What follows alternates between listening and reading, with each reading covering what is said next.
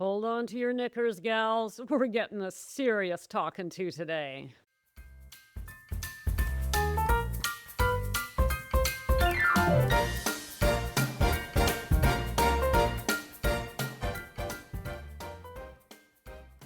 Hello, and welcome to Sobriety Snippets for ambitious women over 40. That's you and me.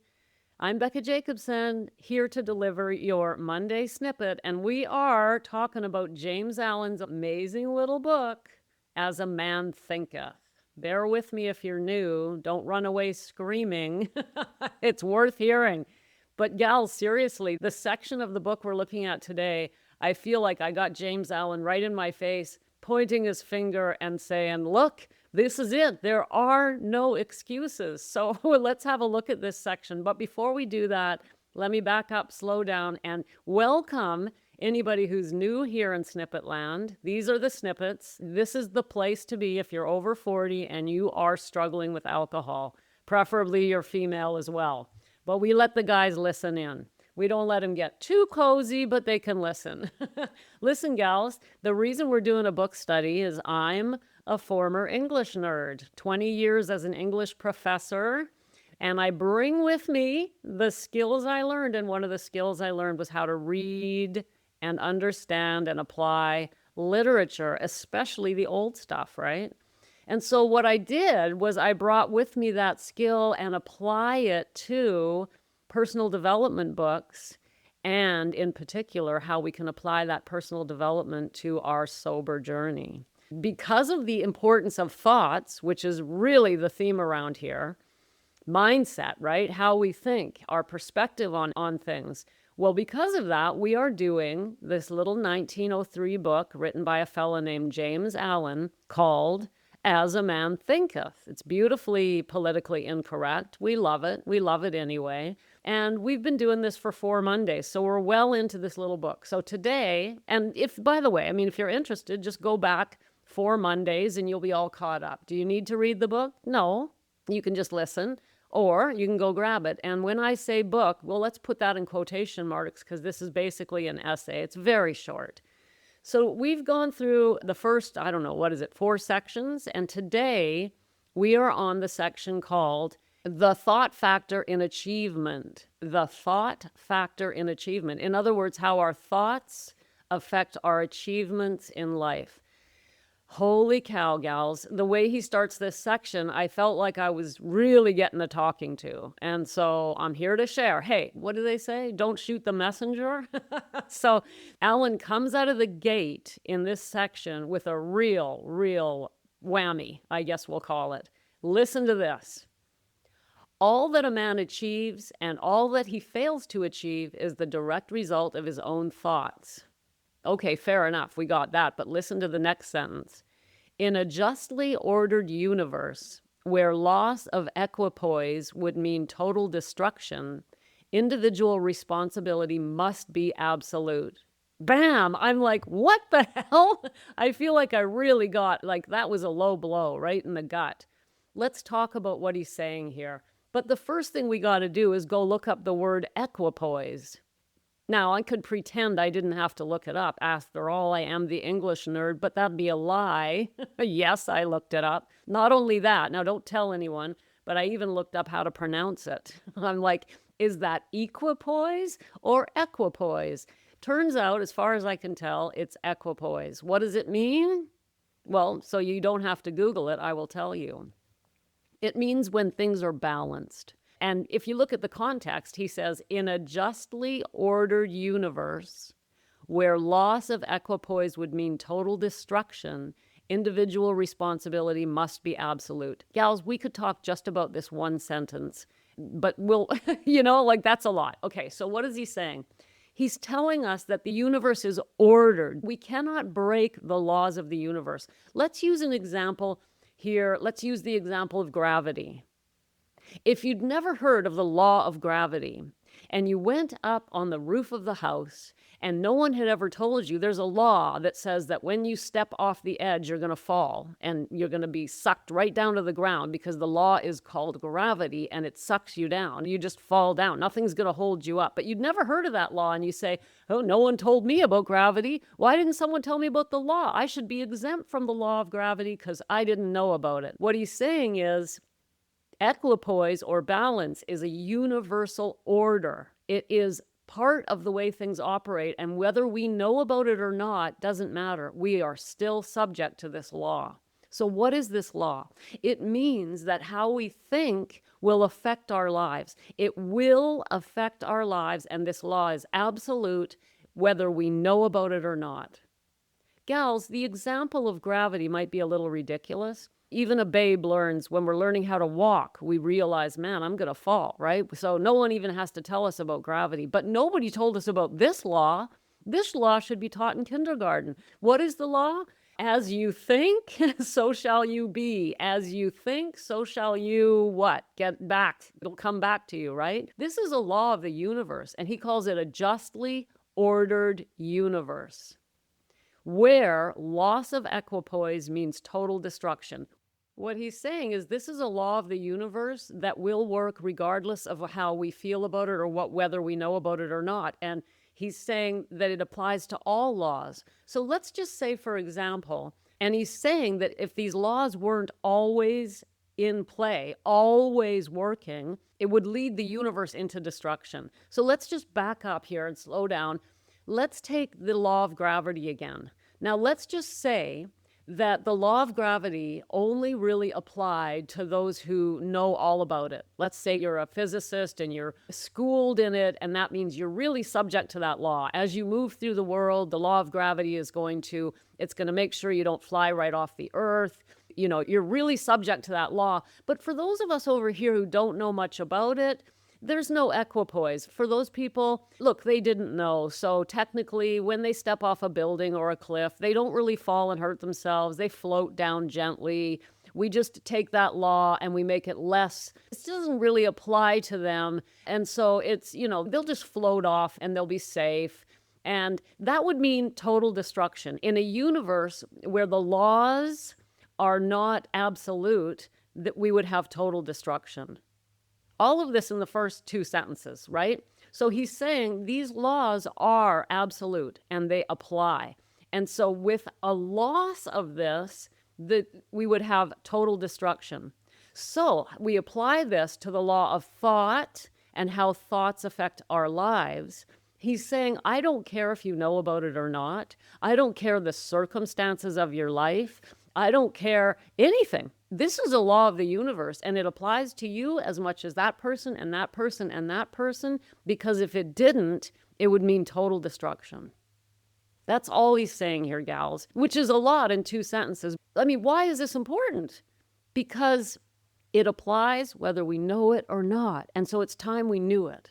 It's time we went, look, I understand that the way I think is going to affect every moment of my life. It's going to affect the people who come into my life. It's going to affect my purpose, my character, my circumstances, all of the things we've talked about so far in this book. Now, this section is about achievement.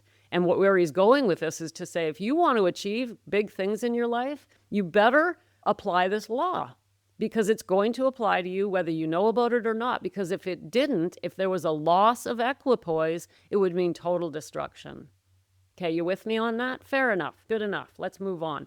The rest of this opening paragraph, we got to hear it. It's amazing. Then he says, here it is. And again, gals, I'll just remind you, there are just so many male pronouns in this. It gets to be a little bit grating, but bear with us here. We know he's talking about humankind and not men. So let's carry on. I'm going to read the rest of the opening paragraph. A man's weakness and strength, purity and impurity are his own and not another man's. They are brought about by himself and not by another, and they can only be altered by himself, never by another. His condition is also his own and not another man's. His sufferings and his happiness are evolved from within. As he thinks, so is he. As he continues to think, so he remains. Gals, that's enough to keep us going for the next year. Like, come on. This is holy crap. We got a lot of work to do. And I'm talking we, all right? What, am I over here, Little Miss Perfect? I don't think so. What is he saying? And I talk a lot about ownership, responsibility, taking total ownership of our lives and saying, I got a problem here. I don't care what those people did to me. I don't care what happened in the past. I'm taking ownership, not only of my circumstances, but my thoughts. There'll be no more, oh, I wish they hadn't done that and he did this. If only they weren't like that. No, because my thoughts will create everything in my world. Let's hear again the one middle sentence here. A man's weakness and strength, purity and impurity are his own and not another man's. They are brought about by himself and not by another, and they can only be altered by himself, never by another. Gals, this is really good news, even though it sounds like bad news. It is so lovely to be able to say, yeah, well, you can't really blame me for drinking. Look at what they did to me. Look at what he did to me. Look at what she did to me. Look at my parents. Look at this. Look at that. Look at the. It's just so lovely to blame the weather, the economic situation, all of it. It's just so lovely to not have to take responsibility. But it gets us nowhere. All we are in that moment is a victim. In fact, let's face it, we're a whining victim. Gals, we got to pull our knickers up, put on the big girl pants, and decide everything that goes on in my life is my responsibility, and it all stems from my thoughts. Holy catfish. Are we ready for this a level of responsibility? Well, if you're here in Snippet Land, I am willing to say you are. Why would we want to do this half-assed? Why would we want to take it, some middle road? No, let's go all out on this and say, I'm going to step up, man. And at the same time, it's excellent news because it means we have total control. We have choice. Regardless of what anyone's ever said or done to us, we can stand up today and go, yeah, but guess what? It's my life and I get to choose. And that's what I'm choosing. I'm choosing happiness, sobriety, health, prosperity. And that is exciting. So exciting. Yeah, it's more work, but oh my God, would you really want to be a victim? Or worse, a whining victim? There will be no whining victims in Snippet Land. There, I just laid down the law. So keep listening and just make a decision not to be a whining victim. Gals, let's move on here. Okay, this section is about achievement. And what do we want? We want to achieve. What do we want to achieve? We want health.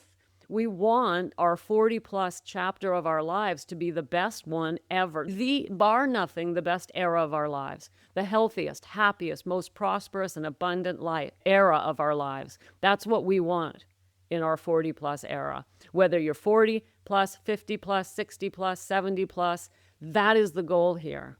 To step up and finish strong. We're all going to the same place. Let's finish strong. Let's step up and go, yeah, well, it was a hell of a ride, but I stepped up at the end and I took ownership. I stepped out of the victim mode and I conquered. Okay, how can we use the thought factor in achievement according to James Allen? Here's another quote from this section for us to look at. Hope you're ready for it because he doesn't get any softer on us. Here we go. A strong man cannot help a weaker unless that weaker is willing to be helped. Gals, let me just stop here. Last week, I did a 7-day sobriety challenge. A whole bunch of you joined me. It was unbelievably amazing. But one of the things that I said all week, and I'm saying it still, and I will continue to say it, is you got to meet me halfway. I am here to help you. I am so here to help you, but I can only do half the show. I'm only half the show. You got to be willing to be helped. Quote, a strong man cannot help a weaker unless that weaker is willing to be helped. Are you weaker than me? Only in one thing. You're still drinking or you're in early sobriety. That's it. I got 7 years. You have less than that. That's the only difference is that I've been through the crap. I've been through first year of sobriety. I've finally made it through to sobriety after failing for over 30 years. That's the only thing that makes me stronger than you. And it doesn't actually make me stronger than you. I'm just ahead of you. So you need to step up. You need to be willing to be helped, as James Allen puts it. But he points out this, and even then, the weak man must be strong of himself. He must, by his own efforts, develop the strength which he admires in another. None but himself can alter his condition. Gals, if you admire sobriety, if you want the health and the happiness that I'm experiencing and that I share with you, all you have to do is develop the strength and be willing to be helped, because none but you can alter your condition. Let's move on. A little bit farther down in this section, I won't read, I'm skipping over a bit here. And if you're wondering and following along, by the way, what's the page number here? Oh, lovely. Oh, at page 16, page 16. And by the way, the page numbers will vary. I'm looking at a PDF. It could be different. Anyway, it's the section on thought factor. So skipping ahead a bit, here's where we go.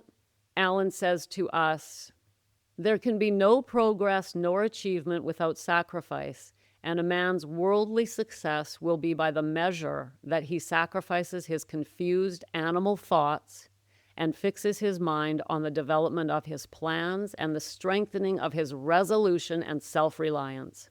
The higher he lifts his thoughts, the greater will be his success, the more blessed and enduring will be his achievements. Gals, this section is on achievement, thought and achievement. So let's stop and ask, what do you want to achieve? Well, my goal for you, without asking, I'm assuming, is you want sobriety, you want health, you want abundance and prosperity, you want love, you want security. Those are the basic human needs. We all want those things. Well, if that's what you want, you've got to align your thoughts to that. There can be no thoughts of, we have to align our thoughts to love, success, and abundance, and the ability to achieve. Are you thinking to yourself, I can do this, I am capable? And remember, we're not taking up affirmations that feel like lies. We're not taking up thoughts that feel like outright lies. But there are ways around that. For example, if your health is suffering because of your drinking or for any other reason, it's going to feel very weird to wander around saying, I am healthy, like a little parrot. But you can say something like, I have a resilient body. So there are ways to think about ourselves the way we want to without it feeling like a lie. And that's very important because the subconscious will just absolutely disregard an outright lie. You don't feel it in your heart. You don't believe it. It's pointless. You're just being a parrot. Let's go back to this little tiny paragraph. There can be no progress nor achievement without sacrifice, and a man's worldly success will be by the measure that he sacrifices his confused animal thoughts and fixes his mind on the development of his plans and the strengthening of his resolution and self-reliance. I love this sentence. Let's look at it again. You cannot progress nor achieve without sacrifice. What do you have to sacrifice? Your confused animal thoughts. Gals, there's a new phrase for us. Do you have confused animal thoughts? What are confused animal thoughts? They're usually default. The mind just goes to blah, blah. And you know what? The thing about these types of thoughts is they're usually under the radar. It's just this sort of underlying feeling of, this isn't going to work, and never, not again. I need a drink. I'm going to drink. No, I'm not going to drink. Blah, blah, blah. These confused animal thoughts are sort of underneath simmering. We got to bring them to the surface, look at them, and change them. Our achievements are going to be measured by our sacrifice of those thoughts. So first we have to find them and say, look at this. Look at the thoughts that are running around in my mind. This is going to get me nowhere. Let me recognize them and exchange them for something useful. And that's what he says. We have to sacrifice the confused animal thoughts and do what instead? Here's what he says. Fix your mind on the development of your plans and the strengthening of your resolution and self-reliance. So you're going to sacrifice the nonsense that goes on in the mind and instead fix your attention on the development of your plans. What do you want?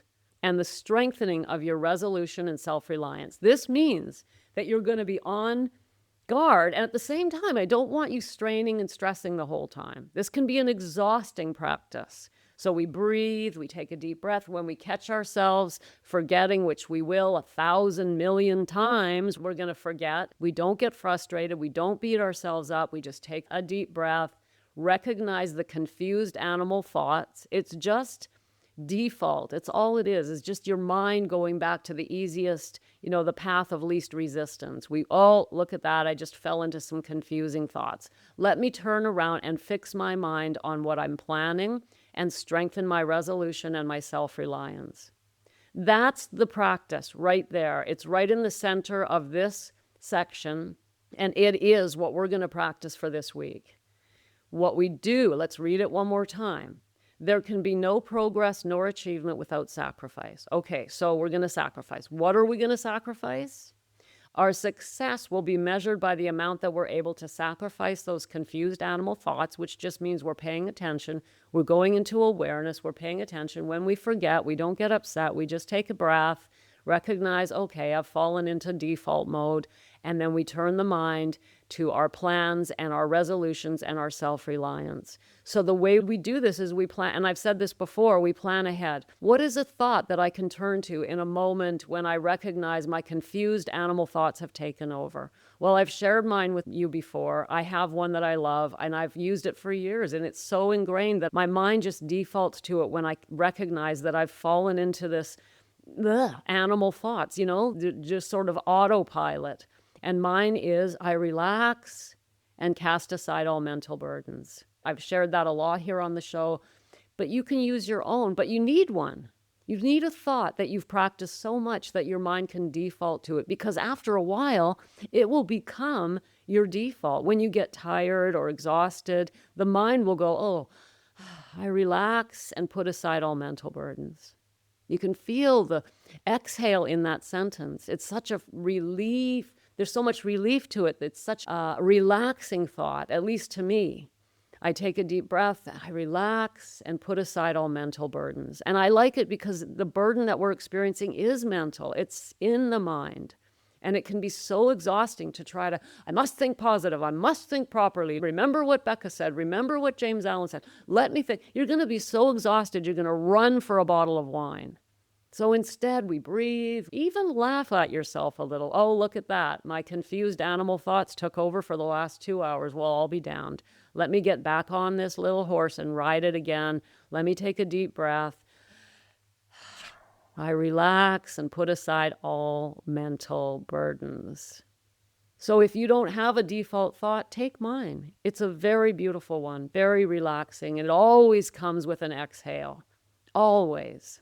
And James Allen reminds us, the higher we lift our thoughts, the greater will be our success, and the more blessed and enduring will be our achievements. Gals, there's more in this section, but that was so much. I'm going to stop there. You can read the rest of it. It's just reiterating what we've already got. That's enough. That is enough. And so for this week, if you haven't done it yet, I want you to come up with your default thought. Where can you put the mind when you recognize that your confused animal thoughts have taken over?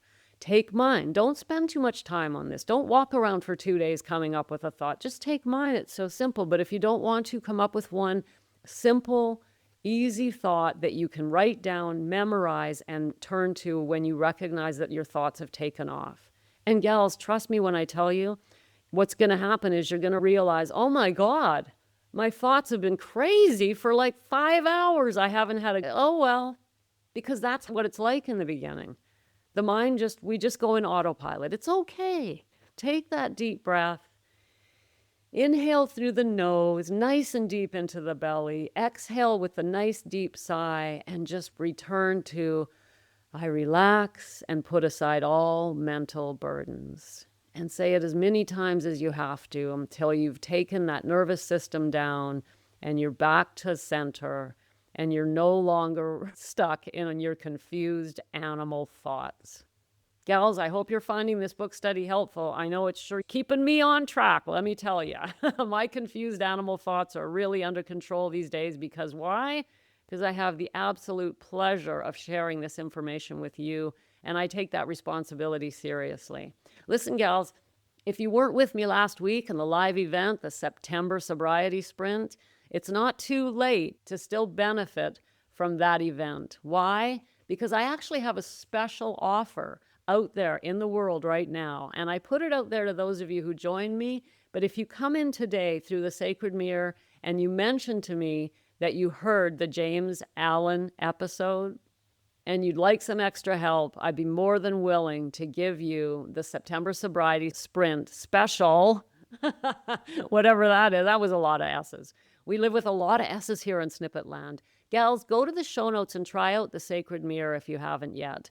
It is a simple online form that comes only to me, nobody else. It gives you an opportunity to share a little bit of your story with me, and I respond by turning on this microphone and sending you a sacred reflection, which is just me saying, here's what I hear. Here's what I hear in your story. Have you thought about this? It's not advice. It's not a sales pitch. It is a reflection from an objective second person, which is something we all need. And it, by the way, it's a coach's job to be that person. So check out the Sacred Mirror today if you want to come a little bit deeper into snippet land. Mention the James Allen study. And if you really want some help, we'll get a special something going on for you. Thanks for popping in. Be sure to come back next time so I can keep your head on straight. Sending you buckets of love.